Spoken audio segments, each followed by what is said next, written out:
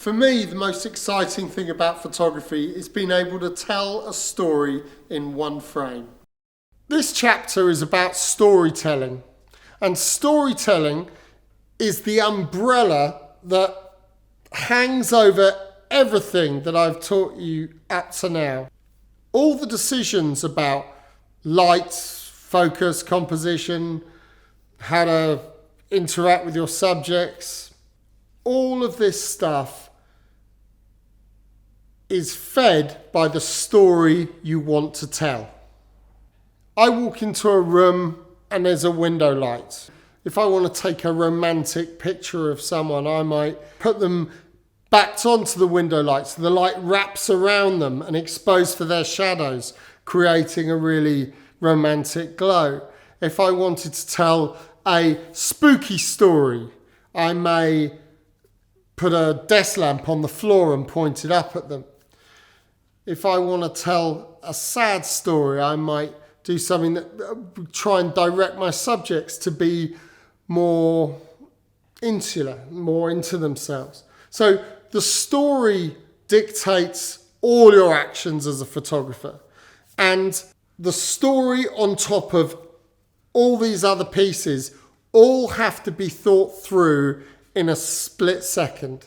And when I say the story, I mean the story that you want to tell. What do you want to tell the world with your pictures? What is your unique perspective on the world? And how are you going to show that to people in an image? I suppose as you develop and do more and more work, you're going to want to tell long stories with pictures. So you might produce photo essays where, you could have 10, 20, 30 photos that all tell all the different angles you want of a story. It could be the story of a society, it could be the story of a night out, it could be the story of your skiing holiday. It doesn't matter what it is, but just think that you want all your pictures to have some sort of a story in there. Often it's just that you're creating intrigue, you're creating questions, you're taking pictures that are reminiscent of other imagery or other films or other paintings that they've seen so that people ask questions. A really huge photography collector, he's a good friend of mine, once described the sort of photos he wants to own, that he wants to put on the wall. And he said it's never the sort of beautiful portrait from a magazine cover. You very rarely want to put that on your wall because you sort of got it in one. You look at it, yes, beautiful person, done. And there's something about when there's something else there that means every time you go back and you look at that picture, you wonder what's going on. My favourite print I own is of a black dog in the snow in Paris in 1980, shot by a photographer called Joseph Kudelka. This dog, it's walking over a drain and there's just a shape it's in, its mouth sort of moving off slightly and its tail's whipped around and its ears are in a position. And it looks to me almost like the devil has come out through this drain and he's sort of entering Earth. It's just an extraordinary image. And every time I walk past that picture, I look at it and I think about the story in it. That's the holy grail of everything we do, is if you can create pictures that you can go back to time and time again, that you want to print, that you put on a wall, and it takes you somewhere and makes you ask questions, then you've really, really succeeded. I think a good way to teach you about story in photos is for me to break down some of my favourite pictures and explain the process I went through to tell the story that's in the picture. In the picture of Joaquin Phoenix and Rooney Mara on Oscar night, after he'd just won the Best Actor Oscar, the story in that picture to me is it's a love story. You've got two people that clearly adore each other, who, despite their great fame, are really quite, down to earth and at their happiest in each other's company. You've got the sort of, there's a lovely cuteness to Rooney's Converse trainers. You know, she's taken off her high heels and she's got her ball gown on still, but she's wearing Converse.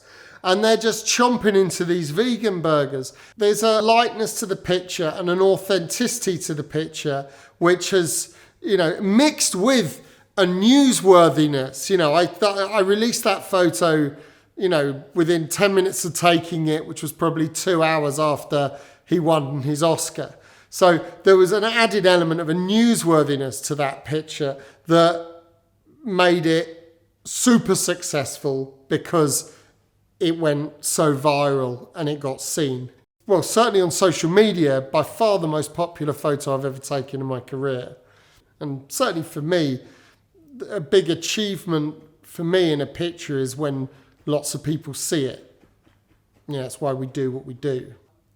In this picture of Cate Blanchett with her daughter, the reality of the shoot was that the shoot was over. Cate was wearing this amazing dress. I'd left. I was in a hotel suite.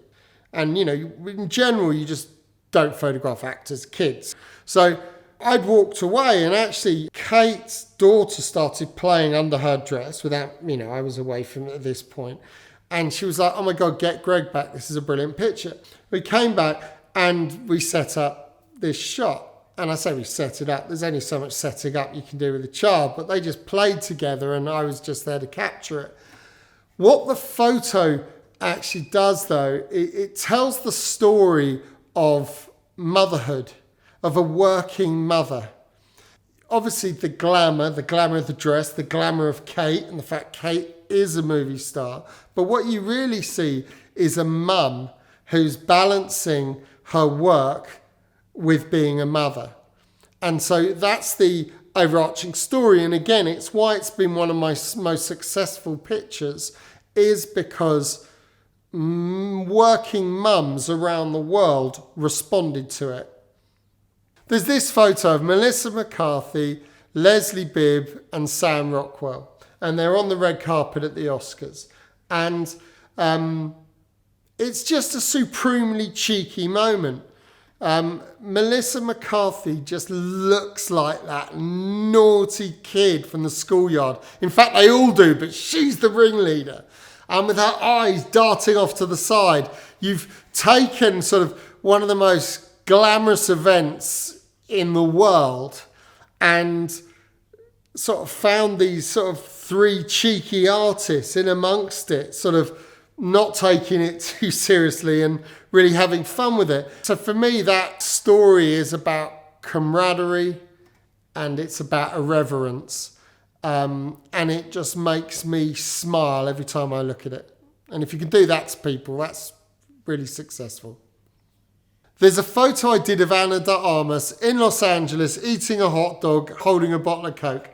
And her mouth is full of food. And it's a massive no-no. Normally when you photograph actors, as soon as people are eating, it's like, put the camera down. And in this situation, we've got a photo that's so authentic and it's also so cute. I mean, she looks so cute in the picture.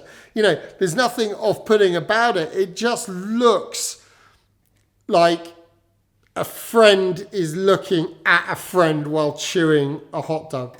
And that is, you know, for me, when I feel one of my photos has really succeeded, is when you sense that trust and the authenticity of the moment in the picture. There are themes that reoccur in my pictures, and they are generally about authenticity. It's about allowing mistakes to happen and embracing mistakes as often the thing that gives the picture its authenticity. And then there's this, I suppose, this down-to-earth thing that I want to do. You know, I'm often photographing very glamorous people in very glamorous places. And what I love to do with my pictures is try and bring that down to a human level rather than a celebrity level, or, you know, without it being about fame, it's just about people. So anyway, they're the themes in my photography. The important thing for you, you're not here to do what I do, you're here to do what you do. So it's to really think about how you want to look at the world and what you want to tell the world in the pictures that you take. The story that I want you to think of more than anything, though, is the story of your life. When you look at your pictures, just record your life the best you can. And that doesn't just mean record your best life. I mean, record your real life as best you can. Do not feel encumbered by perfection or by a particular piece of equipment. You don't need it. Really, what I want you to do now is just take photos that really illustrate the life that you live. I like to think you're coming out of this now with the confidence and the mindset of a photographer. That doesn't mean professional equipment. That doesn't mean knowing hundreds of different techniques. It means thinking like a photographer. I walk in a room, my light, my composition, the moment I'm capturing, my focus, how I'm interacting with my subjects.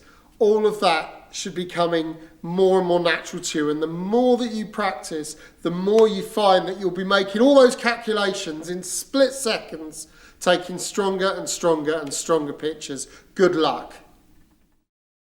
You can watch well over 100 of my photo breakdowns on my Vero page, which is vero.co/Greg.